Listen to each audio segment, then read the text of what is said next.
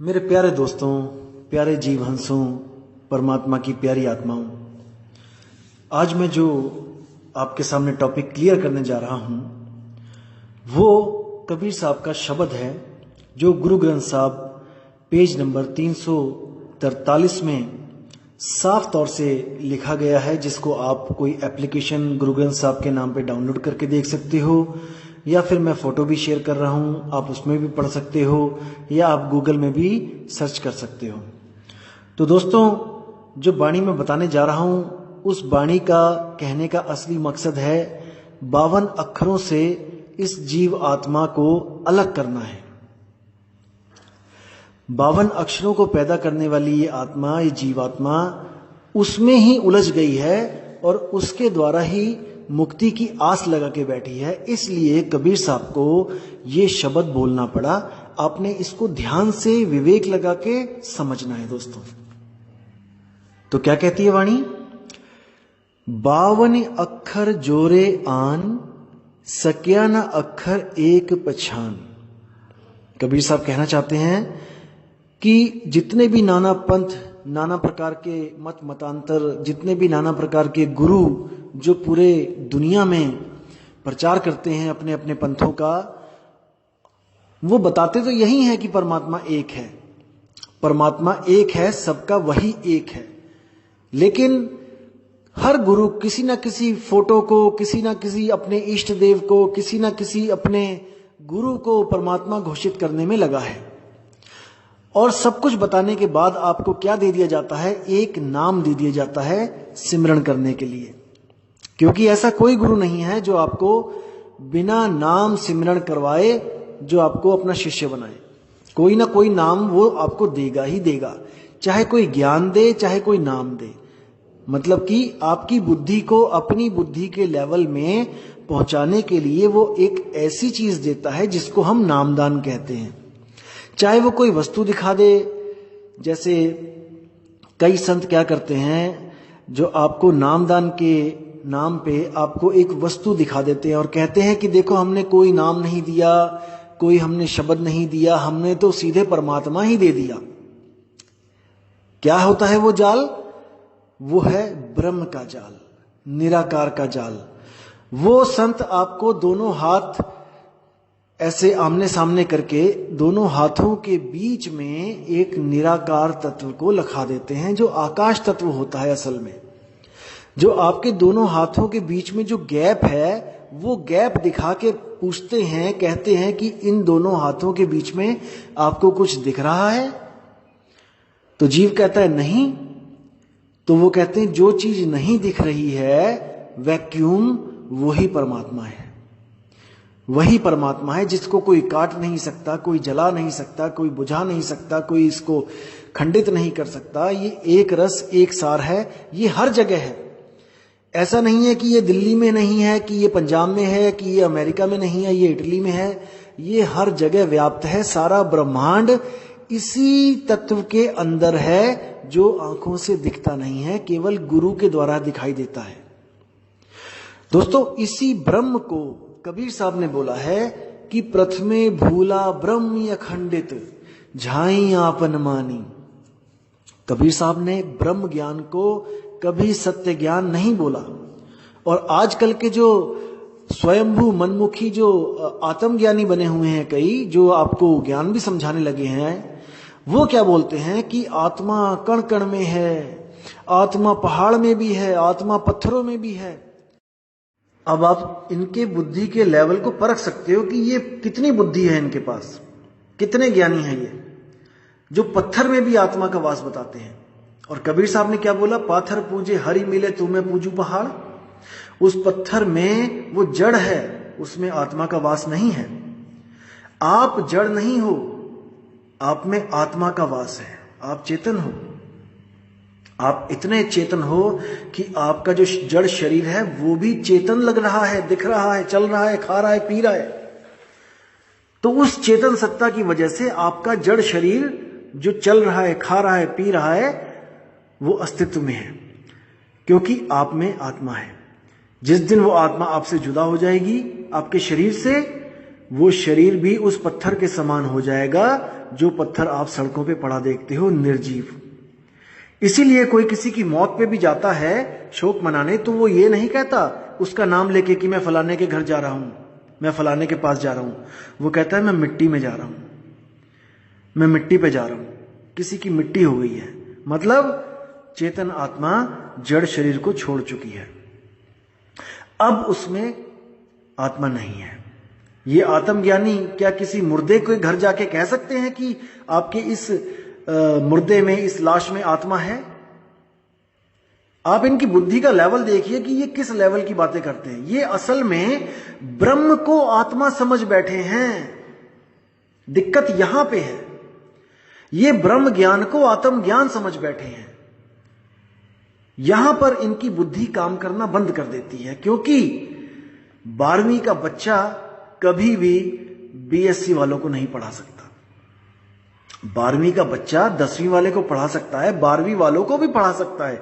अगर वो 12वीं क्लास में अच्छे से पढ़े तो वो अपने साथियों की भी मदद कर सकता है सवालों के जवाब देने में, लेकिन वो बीएससी के बच्चे की कोई मदद नहीं कर सकता, और ना ही बीएससी के बच्चों के ज्ञान के लेवल को वो समझ सकता है।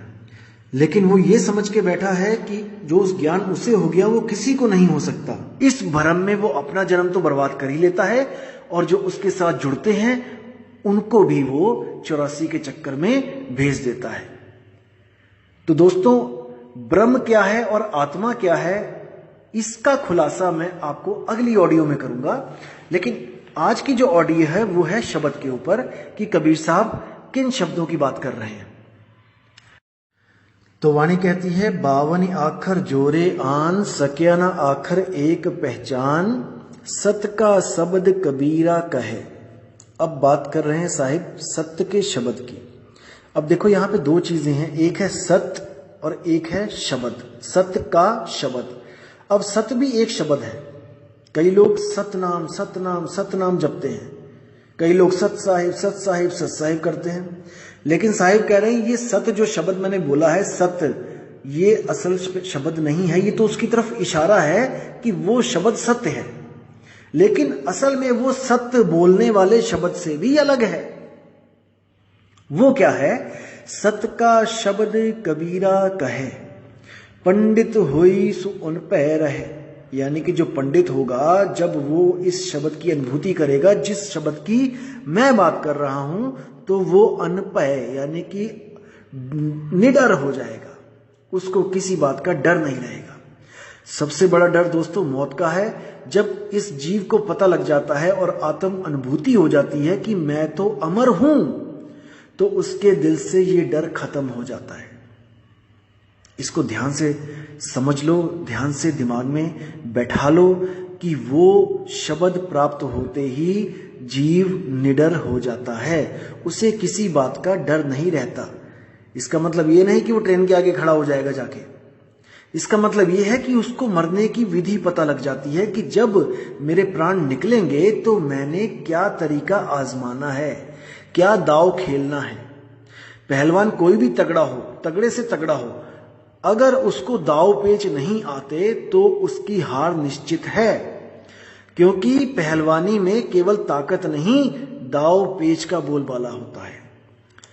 इसीलिए गुरु के पास जाके दाव पेच सीखे जाते हैं। तगड़ा तो वो वैसे भी होता है, जो भी शिष्य सीखने आता है तगड़ा तो वो है ही, लेकिन फिर भी वो गुरु धारण करता है कि मुझे गुरुजी दाव पेच सिखाओ कुश्ती के।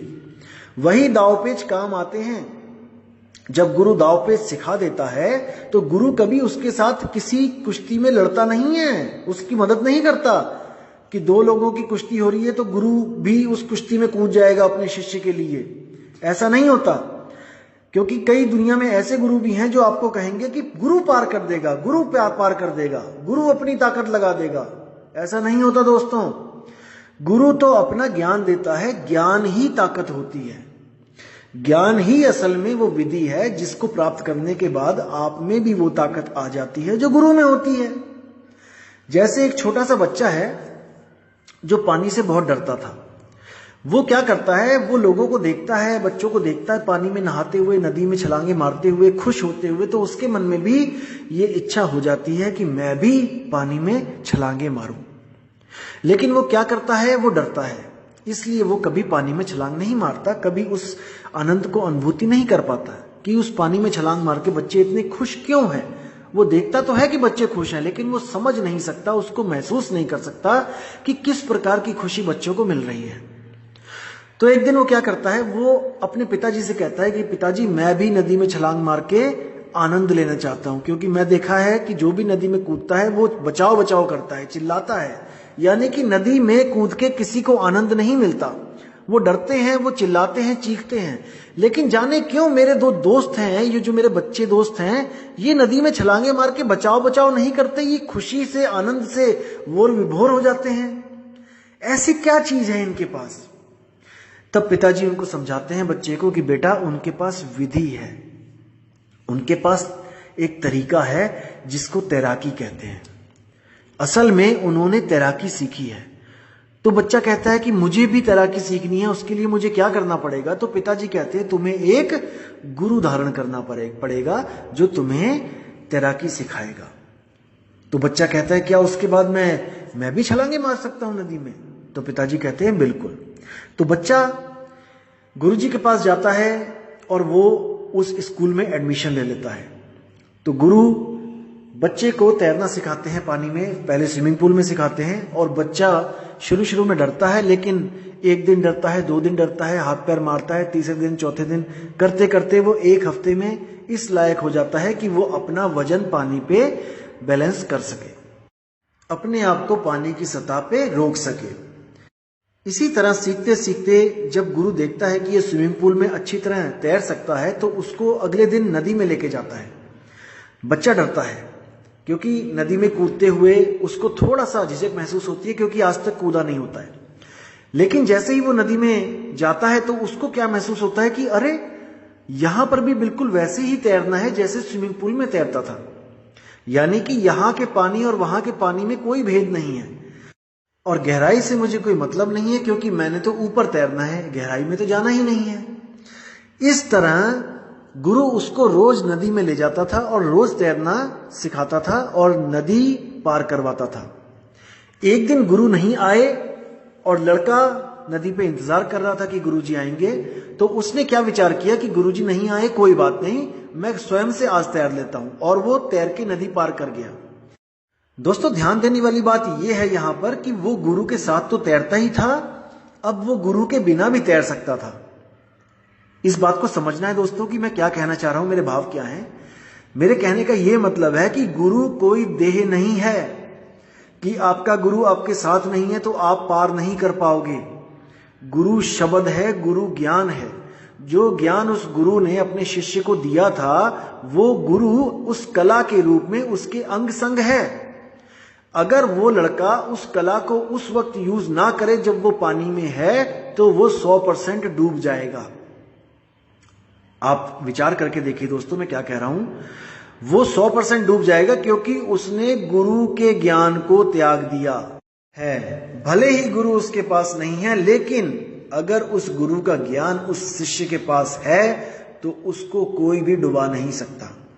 चाहे वो समुद्र में ही छलांग क्यों ना मार दे, चाहे 5 किलोमीटर गहराई क्यों ना हो, लेकिन समुद्र भी उसको डुबा नहीं सकता, क्योंकि गुरु उस शिष्य के अंग संग है ज्ञान के रूप में, शब्द के रूप में। इसीलिए साहिब कह रहे हैं पंडित होए सो अनपय रहे। अगर कोई पंडित होगा, पंडित मतलब कोई ब्राह्मण नहीं, पंडित का मतलब जो ज्ञानवंत होगा, जो ज्ञानी होगा, जो ज्ञान को समझेगा, जो महसूस करेगा उस आत्म तत्व को, वो हमेशा के लिए अनभय यानी निर्भय हो जाएगा। अब आगे कहते हैं पंडित लोग है कऊ व्यवहार।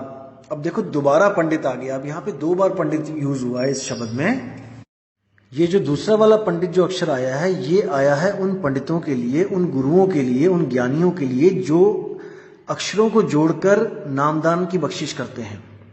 उनका व्यवहार, उनकी जो करनी है, उनका जो व्यवहार है, उसके बारे में कबीर साहब कह रहे हैं पंडित लोग कहो व्यवहार, यानी कि पंडितों का ये व्यवहार शुरू से ही है कि कोई ना कोई मंत्र देते ही आए हैं। किसी को ओम नमः शिवाय दे दिया, किसी को ओम नमः भगवते वासुदेवाय दे दिया, किसी को ओम क्लीयम हरियम श्रीयम दे दिया। ये करते ही आए आज तक, इनका व्यवहार है, इनके खून में रचा हुआ है ये मंत्र तंत्र। क्योंकि आज भी देखिए आप, टीवी भरा पड़ा है, हर पंडित आता है टीवी पे और कहता है कि अगर आप ये चाहते हो तो ये मंत्र है, वो चाहते हो ये मंत्र है, इस कामना पूरी करनी है ये मंत्र है।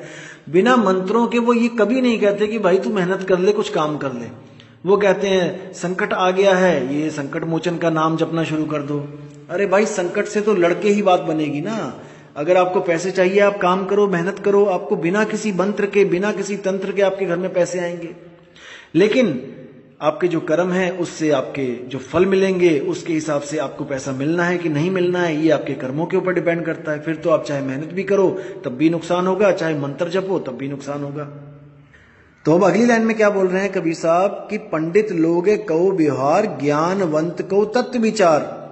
अब इन दोनों लाइनों में हमने डिफरेंस देखना है कि एक ज्ञानवंत और एक पंडित में क्या फर्क होता है। जो पंडित बोला है कबीर साहब ने, वो बोला है 52 अक्षर की पूजा करने वालों को।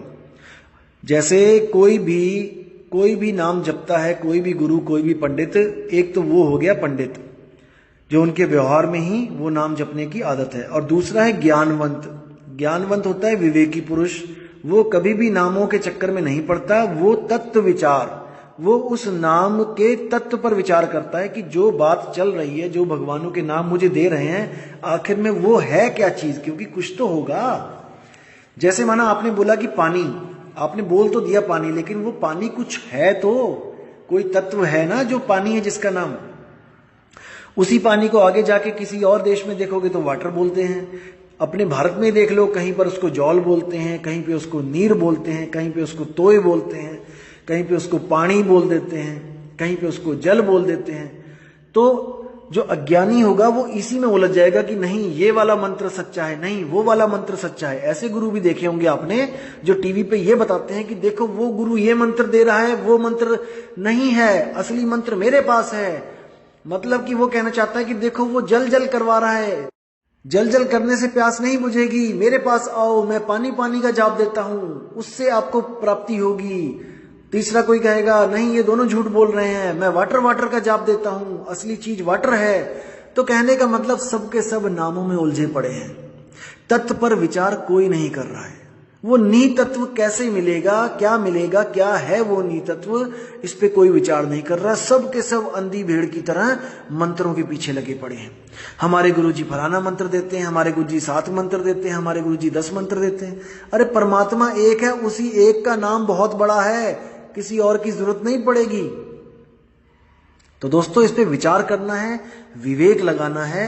आपकी बुद्धि इस सत्य को जरूर पकड़ेगी, क्योंकि मुझे पूरा विश्वास है कि आप भटके हुए हो लेकिन मूर्ख नहीं हो।